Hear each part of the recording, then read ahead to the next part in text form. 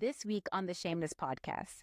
Well, I do both. And because I honor that that I will break down to break through. And the reason I say that and the reason it's so important is because I used to try to just break through. What happens with toxic resilience is that we skip the breakdown to get straight to the breakthrough, most times for the breakdown to catch up with you. One day it just all came crashing down and I literally found myself face down in the closet crying. You don't bench yourself or you're going to get benched. And it's going to be hard. The first thing in order to convert pain to power is that you have to acknowledge that there's pain. So it's the first step is the acknowledgement. And the acknowledgement that the pain is an indication of your humanity, not a signal of weakness. Well, so my take on that is that resilience isn't what people often try to claim it to be. It's not just your ability to soldier through and just run through the wall. It is your ability, first and foremost, to thrive in varying environments. In my early days of a speaker, it was, that I did it afraid.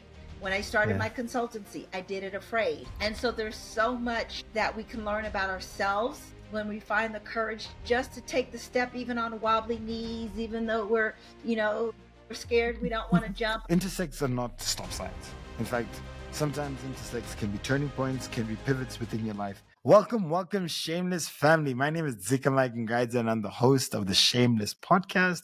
Every single Friday, we look to have some amazing conversations, and today is no different. In fact, I'm so excited. Alana Hill is joining us. Welcome today, Alana. Thank you. Thank you for having me. And so for today, we're going to be talking about From Pivot to Power, Reinventing Leadership at Life's Hard Intersections. I think the thing about Alana is that you are not only a mother, but you're also a change expert, keynote speaker, and author of 20 books, did we say? What did we say? Author of 3, been featured in 3 compilations, and then I've got 2 brewing.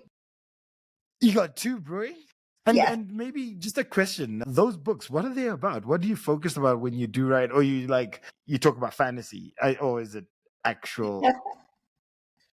That's a very good question. I actually love to explore genres. I love to go where the energy is, as the writing coach that I'd worked with encouraged. And the reason for that is because your best work is inspired by what you're energized by in that season or in that moment. And I'm somebody who, like many people, have had numerous life experiences and have background and expertise in a variety of areas. And so my through line, if you will, what my expertise is around change. So when we talk about pivots, when we talk about embracing change and how we navigate change, even with our own lives and in our careers, our teams, and in our organizations. And so that becomes a constant theme across anything that I write. It has to do with how we navigate change. My first 2 books had to do with navigating some personal change. And my third is more around professional change, although there is a personal element to it. And then I've got a couple more that are also going to be at that intersection, because everything that I do is at the intersection of life and business. Wow, that's beautiful, and I love that. In the end, sometimes we look to separate that whole personal aspect and that professional aspect. But in the reality, those 2 worlds, can you really separate them? I tried and it didn't work very well. What do you mean you tried and it didn't work? I mean, because we were given that advice, right? Especially when we think of our, early career days, right? It was like your personal life was a jacket that you had on, and then you took that jacket off when you walked into the office. Well, you know what? It didn't take long to realize that not only can I not take that jacket off, when I am elsewhere, all the jackets are, all the layers of the clothes are all there. So instead of work-life balance, it's really about work-life integration. And because the reality is wherever you go, there you are. And we are our authentic selves in every environment. And do you think that if you are excelling at work, you probably doing well in your professional life, in your personal life, or vice versa? Do your moods across both spaces work well, or do they complement? Is it an important thing to have that balance where you're integrating life, but also gaining from both ends of it? I think it is. Now, I mean, unfortunately, I've seen people excel in the workplace and their lives are just falling apart and vice versa. Our ideal situation, what we're called to do is to operate in excellence in all of those areas. And so we should excel in the workplace. We should excel at life. We should excel at home. We should be, present and engaged parents. We're our children's first teachers. Those leadership lessons. And one of the things that I talk about in a lot of my programs is that correlation of the leadership lessons from home, the ones from the dinner table that are also the same leadership lessons that we need to use in the workplace. And realizing that as much as we want to separate them, as we talked a moment ago, many of them are so much the same that it makes sense to bring them with us. Beautiful. And so I guess within the Shameless podcast, we look to occasionally have, and quite frankly, a lot of the time have where we have these conversations around what sometimes is a quiet part of society. And we want to have them out loud. We want to talk about it boldly. And sometimes that intersect of trying to make sure that your personality is either dampened at work or, your work takes over your life is essentially what I hope we're going to be able to explore, because that's where the real intersect lies. And leadership doesn't test you in the boardroom. Most of the time you get tested also within your personal life, and even more so the intersect between the boardroom and that personal life. So if you're going through something and you are having a professional life experience, sort of that professional moment, how do you navigate through all of that? How do you ensure that you're able to lead either through grief and still remain professional, or a change in a role and still be able to work with your team, build your team, and be able to lead even though you might be at a crossroad within your own world? So for me, I guess when life forces you into a pivot that you didn't even choose, do you sometimes, is it common to break down, or you feel like you can always break through? Well, I do both. And because I honor that that I will break down to break through. And the reason I say that, and the reason it's so important, is because I used to try to just break through. There was no breakdown. There was no time for a breakdown. There was no, that was a sign of weakness. And I learned that no, the breakdown is important. When we talk about sports, I, for one, a track athlete, I don't have any medals behind me, but, I ran a mean 400-meter dash back in the day. And one of the things that we learn is that to build muscle, we have to break muscle down to build it back up, and it's the recovery process. But you have to acknowledge that something is broken down. And what happens with toxic resilience is that we skip the breakdown to get straight to the breakthrough, most times for the breakdown to catch up with you. Yeah. That's what happened to me. Wait, what do you mean that's what happened to you? I absolutely tried to soldier through and found myself face down in my closet having a total breakdown because I refused to acknowledge what was breaking down so that I could break through. So hold on. So you're gonna no. You're gonna have to explain that. You can't just leave it like some mysterious conversation, like face down in the closet, breaking down. What happened?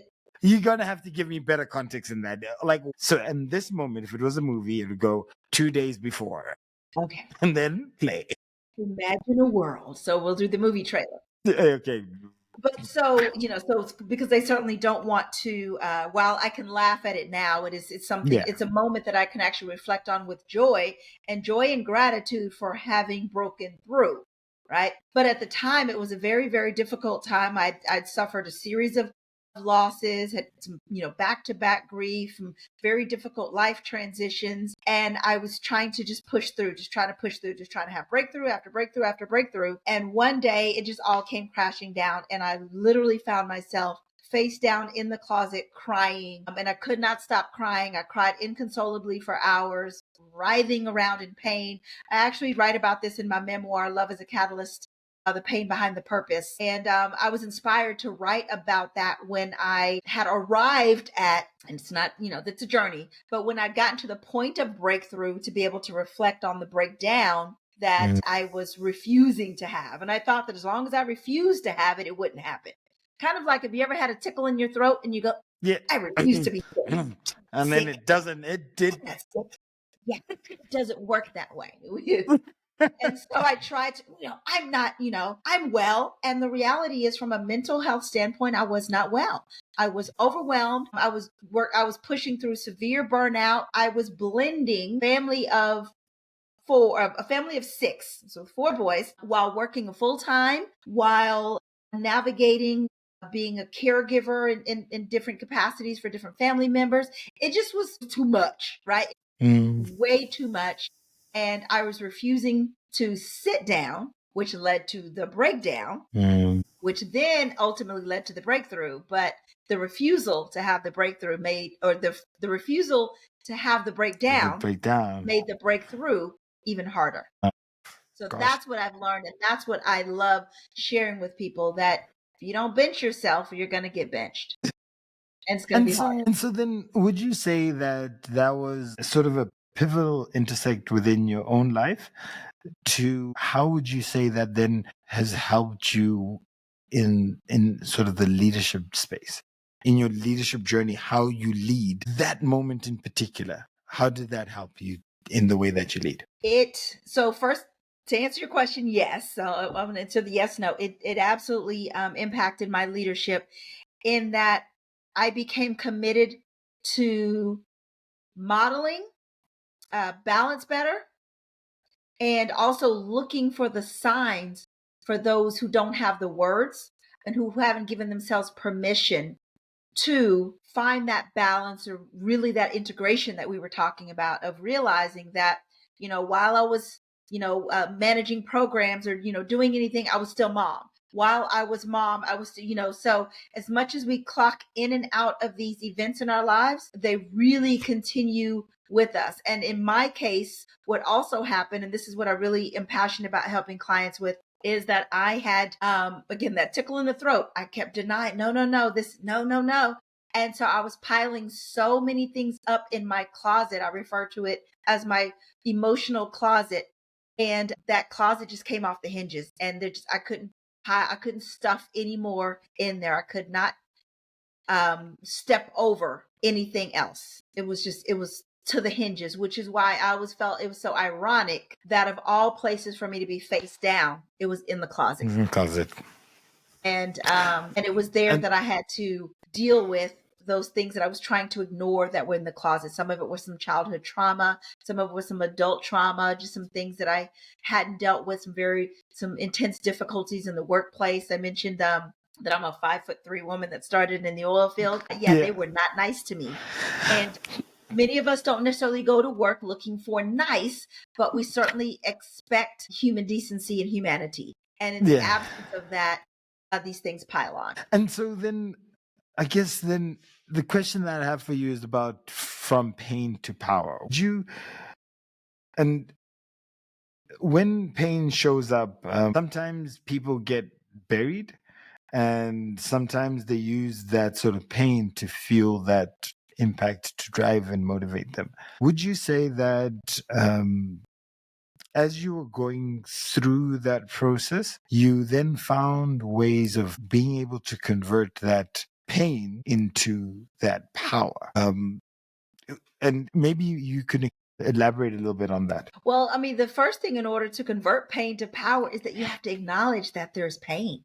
And for many people, I mean, I know varying backgrounds, but I'll speak from my own lived experience and identity as a Black woman in America. Not just the conditioning, the expectation is that we feel pain differently. I mean, we won't get into the medical experiments that were done based on that very disgusting notion, right? But we've also convinced ourselves, and we've seen, that aunt that was carrying the mountain, and that grandmother that, that carried the load. I mean, we come from very powerful stock.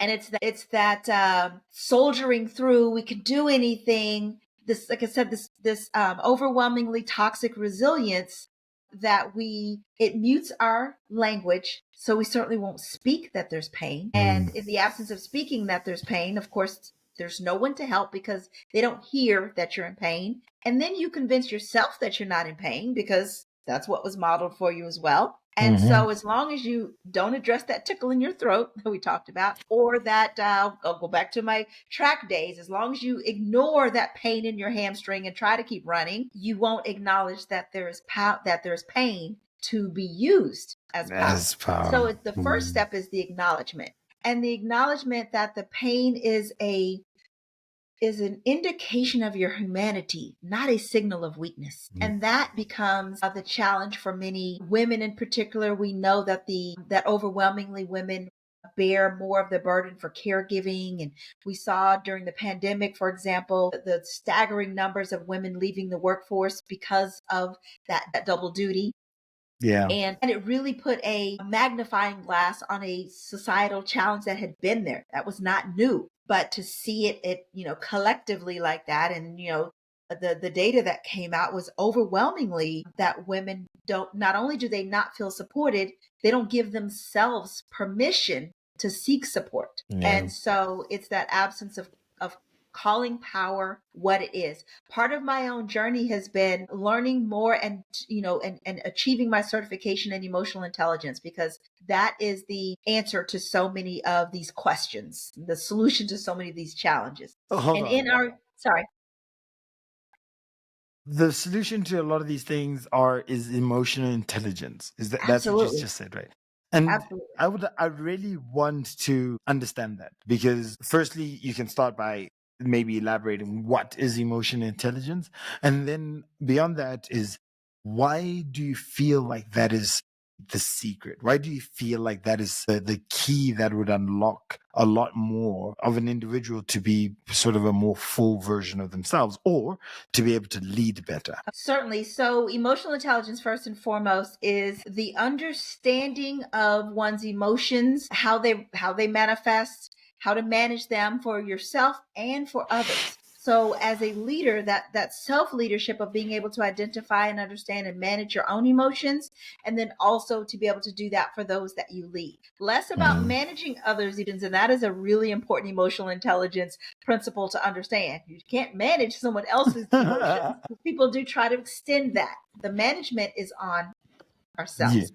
And so the reason it is so important is because in the absence of, going back to what we're saying, pain to power, in the absence of the vocabulary of what you might be feeling, in the absence of being able to describe it and to understand it, you can't manage it if you don't know what it is. One of the most important principles of leadership is empathy. And empathy is an emotional intelligence construct that teaches us to look at situations, projects, conditions through someone else's eyes, and that's a very important change leadership principle. How might they experience this change? How might this affect them? And would you say that requires a lot of courage, or requires a lot of practice for you to be able to put yourself and see yourself in others' eyes? What are some of the harder things, but then also what are some of the tips that one could use in order to be better at it? Remain curious. So we were talking about courage, and yes, there is a certain amount of courage that required to have to act on our curiosity. Because the reality is, we are naturally curious about someone else's lived experience or someone else's perspective, but we may not ask the question, or we may not incorporate that into our strategic plans, for example, or into our vacation plans, even if we want to simplify this, because I love to look at the simple and the complex, right? Going on vacation, if we considered what an exciting vacation might be for all involved. Going through organizational change, how we considered how that might look and be perceived by all involved. So it takes courage to act on the curiosity of what might they be feeling? How might they experience this? Wow. So then I guess when you look at the power within an individual, and you say that, you can only manage yourself, essentially, right? Does the power come, then I understand that the power comes from within and towards yourself. How do you then respond, and the rest of it? Would you say that would be a fair thing to say, that it sits within you and it's about you, as much as you might want to externalize it? The power is in self, and it's in And when it comes to others, it's in being the illustration. It is modeling that for others. If we take, we look at emotional management, for example, that, how do you respond when you are angry? That is not something that you can manage for someone else. It is something you can manage for yourself. And in so doing, you set the standard. And so we as leaders are standard bearers within our teams, within our organizations, and we cannot hold others to a higher standard than we will hold ourselves to. So if you're a yeller, if you're reactive, then that emotional management needs to happen in you so that you can bring about the harmony that you want in your team so that you can effectively solve problems together. And then, so how then do you then get your team or a team member who might be in a tough space? And I'll use, and for them to be able to try to get them out of that headspace. So I go, I really hate those type of conversations where somebody's going through something, be it in their personal space, whatever it is, and then I now need to help them. I mean, I find that a very awkward conversation sometimes, but I guess as a leader, that's also a large part of what you have to do, is not only being able to manage and to get yourself from pain to power, but being able to look at somebody else, see their pain, and then get them from pain to power. What would there be any sort of advice about how to think about that, how to go through that? Anything just in general? Absolutely. So that has to do with our role as leaders, as coach. One of the things that we do, not only in addition to modeling. So I want to start with modeling, because so much of team behavior, so much of team norms and standards are what the leader models. So we start with modeling. We start with setting the example, leading by example. But then we also, when we need to help guide someone, is being that guide on the side. Coaching as a skill set is something that every leader's got to master. I try not to use mastery, but because, again, we're not there to manage behaviors. We are there to coach and guide and assist in the self-management of behaviors. And that means setting boundaries. That means having those one-on-one coaching conversations that allow you to have some of the conversations that you were saying, could be a little uncomfortable. The best way to make an uncomfortable conversation comfortable is, well, for one, minimize the bystanders, right? So make sure that it's a one-on-one, make it a conversation, and consider, and lead with empathy. So if we're coaching someone from a perspective of what might they be going through, how might I encourage them to share? And one of those is through our own self-disclosure, where we get to show what healthy disclosure looks like. People are worried about, that's TMI, I'm just sharing too much. Well, model what an appropriate share is. Yeah. And then ask your team member what they might be going through after they've seen what an appropriate share looks like. So that is, we're constantly, as I mentioned, ever since I was 5 years old in an apartment complex and, teaching kids. I think I was teaching writing. I don't remember what subject I decided to teach, but we have constant opportunities to teach. And some of those are using pedagogy, and some of those are using coaching methodologies to help teach new behaviors. And that's so beautiful, because then I guess for me, the element of teaching requires you to be able to not only communicate effectively, but also to be able to identify those sort of practical tools that will then be able to connect with somebody and then drive that change or that impact. And with that, I mean, it's not about sort of, motivational posters or motivational quotes. It's about being able to connect with somebody and then allow for them to really understand what you're trying to communicate with them. Would you say that you've had moments where that hasn't worked? Where the connecting hasn't worked? Yes, where the connecting hasn't worked. Where you go, you know what, I'm here, I'm gonna pour it out, and then it doesn't land, and you're like, for one or the other reason, that this ability for you to try to help somebody hasn't really just landed. Have you had moments like that? I have. I've had Sorry to take you back. You looked into the distance and you're like, oh, gosh, to be the one that coached. got away. to be coached, one has to be coachable. Okay. And, there's always the work to get past the impermeable layer, right? We always perceive this impermeable layer for some of our difficult colleagues or clients if you're coaching in a client relationship. But I've had a client who, Elena, I'm gonna have to call you out on this, all right? Because this is the Shameless Podcast, and I kind of feel like you're holding back. I kind of no, feel like I'm not getting the full version of everything that is going on in your head. Because I can see you thinking, and I can see you reminiscing, and you're taking me into that world. But I really would love to hear this example. No names, but I'd like to understand what that looked like to you. well, I think first, to be coached. So I'll go back. To be coached, you have to be coachable. And being coachable and having a coachable spirit means that, and it's not about following advice, because coaching is not always about giving advice. It's about finding the answers from within. But there are people, and I've worked with people who operate with cognitive dissonance and are comfortable with where they are. Because here's the reality. And I say this all the time. This is my mantra. Change needs a catalyst. And unless someone is not aware of, because I want to say unless someone's not getting the results, but I really want to point out, if they're not aware that they're not getting the results that they want or need, then nothing will change. Yeah. It is unfortunately the same reason why we can see on the streets or see in our own families and even in our own workplaces someone who may be struggling with a substance misuse because they still have not accepted that they're not getting the results that they want. Because when we live to outcomes, we use an expression, manage to outcomes. We live to outcomes, cause and effect.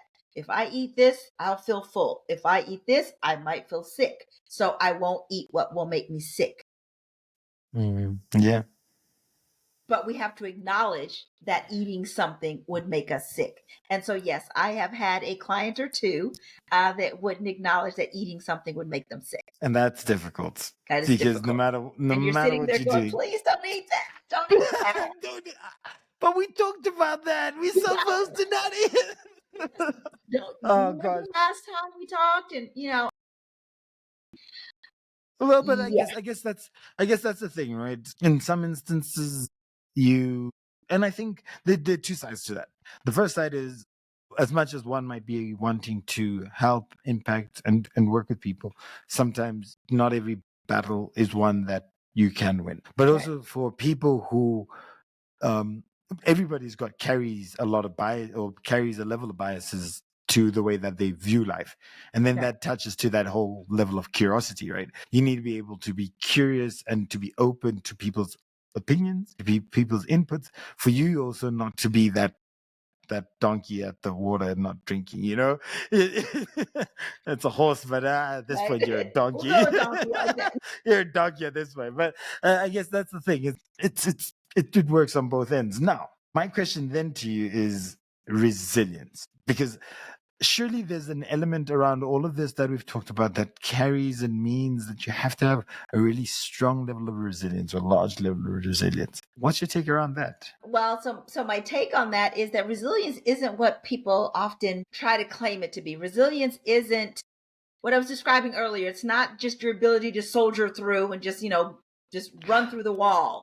It is your ability, first and foremost, to thrive in varying environments. So one of the resilience metaphors that I love to use, because I think it's so simple. I love to just simplify. I'm an engineer, but I love simple, and that is in horticulture, in our gardens, right? So if we think about gardens, if we think about the most resilient plants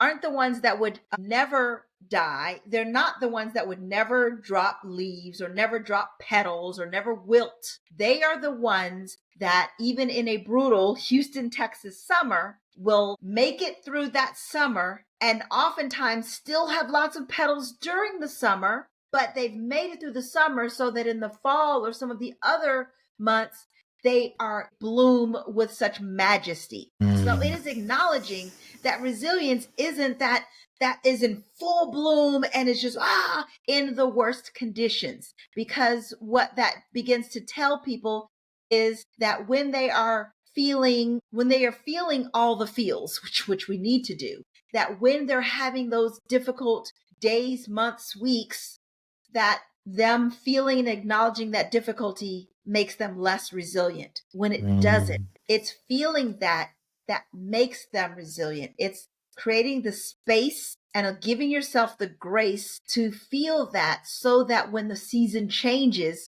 you bloom even brighter. Makes so much sense. And would you say that there's one or two things that somebody could do in order to be able to build that resilience? Like whether it's every day or things that they can practice, because some of these things, it's about building that muscle, right? How Absolutely. does somebody build a muscle associated to resilience? What would your tip be? So I actually have I have an article on my website. I love to share, some of my thoughts. And one of them I formulated as a resilience SOS, because when we picture someone in a hardship, right, we know the signal of SOS, save our souls, right? It's the distress signal. And so as I began to just kind of meditate on that, I arrived at a resilience SOS, which is self-care, optimism, and support. And by having those three elements, then we continue to build our resilience, starting with self-care, because we have to be able to, as I said, feel what we're feeling, give ourselves permission, set healthy boundaries. That's one of the things that really can disrupt someone building their resilience and setting them up for a breakdown instead of a breakthrough. So that's self-care. That second, that optimism, is what I say is very much a daily practice. It revolves around gratitude. It revolves around building a mindset that can see even the most difficult situation, be in the most difficult situation, but still be optimistic about what could and that you hope will happen in the future. So, having optimism, resilience is rooted in optimism. It is rooted in the notion that things will get better. The difference when it comes to with emotional dysregulation, people who struggle with emotional dysregulation, meaning people who can get so negatively bound, have you ever seen those people that are stuck in a downward spiral and they can't get out of it? It's emotional dysregulation. And what they're often missing is optimism. They can't see past the problem. They can't see past what's going on right now. And so a daily practice of gratitude builds that optimism muscle, because gratitude reminds us of what went well before. This is where project management comes into life. One of my favorite parts about project management is our lessons learned. And our lessons learned not only show us all the ways we messed up. I really hate lessons learned. Right, because you've probably done postmortems. You've done postmortems. You haven't done effective lessons learned. Yes, fair Effective enough. lessons learned evaluate where we had opportunities to do better. So, right, those things that we didn't do quite right, but also those things that we did amazingly well that become best practices. And so when that gets lost, especially in the engineering traditions, a lot of that gets lost. We forget to celebrate, what did go well and what we did, what we did do well. And that thing that turned out better than we thought it would. So it reinforces the mindset that things aren't always as terrible as they appear. And that is important. Resilience is a mindset game. It's a mind game. And that's so beautiful. So then I've got a question related to, it's a lot of how can I put it? These current generations or younger generations sometimes are accused of not being able to be resilient, not being able to tough it out, stick it out through some of the tougher moments and times. How would you sort of assist sort of a younger generation around tools for them to be better leaders, to be more resilient leaders, to be more effective leaders? What would your take be for the younger generations to be able to cross that intersect of personal resilience, growth, leadership? That is a wonderful question. One that I'm actually have been doing quite a bit of research around that for my next project, for my next book project, which I will be announcing very soon. I'm sorting out some things. But wait, you're not going to announce it here? You're not going to announce it? We're going to leave it there. We're going to leave it there. Oh, and I thought I was like so close. I almost had an exclusive announcement. I'm not at liberty to disclose the title yet, but I'm super excited about it. And here's why, because the question that you just asked, because not only do we see that across the generations in the workplace, but we also see that in our families, right? As we're preparing that next generation. This is again where that intersection happens. And my advice to our younger generation is to experiment. And I say that because we've spent a lot of energy trying to reframe failure. Tell people, oh, and I believe wholeheartedly and have embraced a growth mindset. But when you have a lot riding on the outcome, trying to get someone to reframe the language can be a barrier, that they're spending way more energy trying to reframe the language when they should just adopt experiment. It's safer. It accomplishes the same thing of trying something and risking not getting the results that you wanted, aka failing, right? But rather than fight the battle in the mind around what failure may mean, especially for people who are high achievers, have that conversation. The encouragement, and I've done this for years in working with youth as they prepare for the workforce in teams where they're working across generations, and the idea of trying something, of experimenting, because what an experiment does is it sets you up for the scientific method, for one. So of course I geek out behind that, right? So you go to the lab, and the scientific method says that, that you are going to isolate a variable, you are going to use observation, and that you are going to have a hypothesis, right? And so your hypothesis, what you hope will happen. It's your dream. That's your goal. Yeah. It's a hypothesis. Yeah. Experiment on that goal. And then through observation, learn as fast as you can what you need to apply next. Because here's an advantage that this generation has that our previous generations didn't. And some of my wisdom glitter is showing. I'm of that generation. Resilience in our youth. I was saying that they have an advantage in that they already adapt so much more quickly than the older generation. They're used to,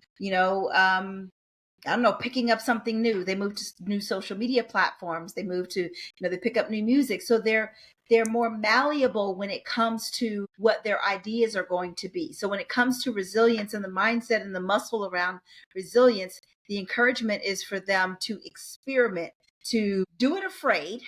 It's one of the things that we talk about in resilience. Do it afraid and have those micro experiments where you can collect data and see what you want to do next. And that allows them also just to continuously build their muscles and build upon those negative outcomes. Again, that failure that I love to reframe, but to build on the lessons from that and just set yourself up to be in the lab all the time. And, you do keynote speaking, right? And would you say that doing it afraid is something that you have done often, or is it something that you've mastered, that you actually don't get afraid anymore? It's so funny. So when it comes to speaking, I don't get afraid anymore. I get energized.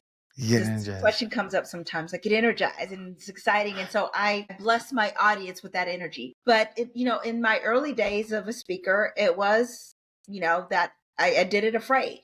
When I started my consultancy, I did it afraid. And so there's so much that we can learn about ourselves when we find the courage just to take the step, even on wobbly knees, even though we're scared, we don't want to jump. I've jumped off a couple of cliffs here and there to water. I was as a matter of fact, I have a story where I jumped off of a bridge into water.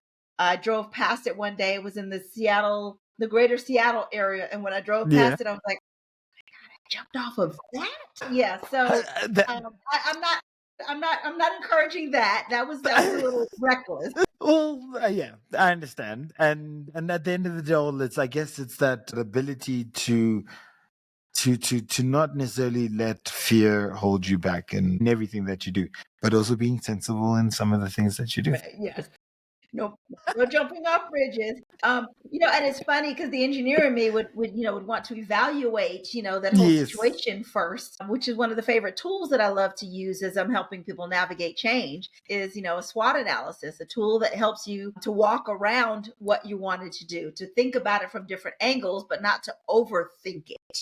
Yes. But to have given it enough thought to say, you know what, I don't know, the impact of me on that water probably not a good idea, right? But something else, especially when there's uncertainty. And that's when change becomes difficult, and that's when fear sets in because we don't know. But if we're changing, if what we're encountering can be fully explained, can be fully understood, then it's not as fearful. And so we spend a lot of time in the change management profession, especially with organizational transformations, right? We want to make sure that people feel comfortable with the change, but we also need to spend the same amount of time teaching people how to change, even when they're uncomfortable, even when there's uncertainty, even when we don't know. Start training ourselves, our teams, and those in our organization to grab our hands and jump, not off a bridge, but to jump together and to experiment Metaphorical. together. It's a metaphorical bridge, so it's okay. Yes. It's a metaphorical bridge. You'll never be able to see bridges the same after this conversation. No, not at all. So Elena, I'm gonna say the quote for this episode. I usually put in a quote for an episode, and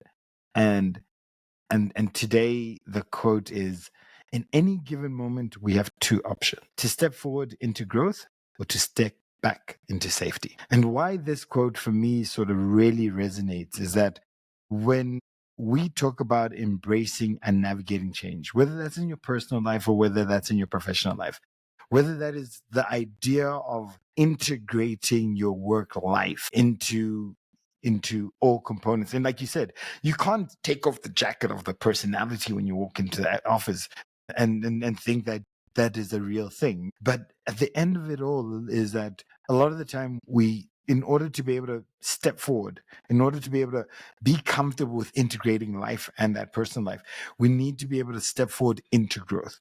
And if we're not actually actively trying to do that, if we're not actively trying to be conscious about some of these elements, you will not be able to identify that you need to break down in order to break through. You won't be able to appreciate that in order to build muscle, you have to tear the muscle first. And what we end up doing is that we hold ourselves back by being afraid, by seeking safety, because it is easier and less vulnerable to not necessarily address a toxic resilience, and ignoring and refusing to break down. And quite frankly, only at that moment of breaking down are you able to break through. And within that breakthrough, you can look back at it and laugh, or have a little bit of joy and gratitude for the person that you've become on the other side. And I think you mentioned something about love is love as a catalyst. And within your book, you do refer to and you do talk about that in one way or the other. And sometimes the closet, that emotional closet, is that step back and being safety. And if we're not able to unravel and open that up, we might find ourselves face down crying tears deep in the closet itself. And then I think for me, the beauty about what we did speak about is that stepping forward into that growth requires us to be conscious, to be aware of that ability that we are human. We should be sort of generous with ourselves, and we should be able to appreciate those elements of ourselves that will allow us to grow. And whether that is pain, being able to turn pain to power, and at the end of the day, pain it's easy to get bogged down in pain. And in the end, the ability for you to be able to turn that pain to power is an absolute superpower in itself. And we can only manage our own emotions. And when we are able to manage our own emotions, we're able to then get the most out of how we react, how we respond, how we grow by stepping forward. And I listened to a lot of the elements that you did talk about, is that power is in the self. And we are able to then be models for others. We're able to set standards and set barriers for us to be able to then grow moving forward, whether that is growing within ourselves, but even more so growing others, helping others to grow, because we are able to help manage others through their own no, we're not supposed to manage others through their emotions, but we're able to sort of have a level of empathy and be able to understand, rationalize, and work with people to be able to be curious, and then you're able to encourage the best out of different people and different teams by modeling your behavior and therefore giving an example for others. And sometimes change needs a catalyst. I mean, you can be stuck in your ways in that safety net, and sometimes that little bit of a catalyst within a coaching space, within certain experiences, that then allows you to pivot. And that pivot allows, and sometimes when you're faced with a crossroad, you can gain that resilience, or you can gain that catalyst or that stepping stone, that inspiration to do more, through a level of resilience, by you being able to find it within you, and I guess break forward. And I guess that whole thing about what you said is resilience isn't just about fighting through something. And what I understood when you said that is it's about being able to adapt through a moment, and whether that is not necessarily shining to your fullest extent, but being able to make it through a tough moment and then shining at the other end of the light. So it's not about always just being, loud and, bulldozing your way through an issue, but it's about being able to adapt through it all. And you did mention about SOS, self-care, optimism, and support. All these different elements then allow for an individual to be the best version of themselves, to be able to not necessarily step back into safety, but rather to step forward into growth, to step across the crossroads and the intersects where we sometimes have challenges within the personal world, challenges within the professional world, but we're able to bring our whole self into a space, provide that value, and provide that impact and change. Elena, it's been an absolute pleasure today having you. And quite frankly, I think the things that we've talked about, the pivots within an individual's life and the ability to pivot with your curiosity, are a lot of steps that lots of people can take as they sort of navigate through life. I was so sure I was going to get an exclusive for the name of the book that you're gonna put out, but we will be watching. We are incredibly intrigued, and I guess for any listener or viewer who might want to have you as a coach, who might want to have you as a keynote speaker, or who's just really enjoyed listening to some of the things that we've talked about today, how are they able to get a hold of you? Where are they able to get a hold of you? And any other parting words that you might have? Well, first, thank you again for having me, and thank you for that wonderful synopsis of our very lively discussion. This has been great. You're an amazing podcast host. I appreciate it. I can be contacted on alanaleadschange.com. That's ALANA leadschange.com. And there, all of my contact information is there to book me for a keynote event, to sign up for coaching. I have a varying ways of helping support people through their transitions and their navigations. I have a heart and a passion, of course, for professional women navigating so many of life's challenges and changes and stages and seasons. So I continue to remain equipped so that I can be best used and serve in those capacities. And one of the things that you said about the resilience not being how we just running through, right? Not running through the wall, not just soldiering through, but it's how we get through those difficult times in such a way that we set ourselves up for the next great time. Yeah. And we can be our best self when it happens. That's absolutely brilliant. And I think I'm really looking forward to the next book that you're publishing. And I did say that before. But anybody who intersects are not stop signs. In fact, sometimes intersects can be turning points, can be pivots within your life. And for anybody who's liked and enjoyed this conversation, maybe you also might like the course on the T4L program, which is The Heart of Leadership. And I guess it talks about navigating through leadership, navigating and preparing yourself to be dynamic and agile. And at the end of the day, that resilience, self-awareness, and courage is sort of what we've talked about today. And thank you so much for tuning in. Thank you so much, Elena, for your nuggets of wisdom and your vibrance and energy that you brought to the stage today. I really enjoyed the conversation. And I think officially I am a little bit, I'm incredibly more smarter. I'm a lot more smarter after this 1 hour. So I'm going to be bragging later on about some of these things that I've learned. So I'd love to thank you yet again for taking the time out today. Yeah, thank you so much. This podcast is brought to you by Transformation Leader. You can follow us at www.t4leader.com.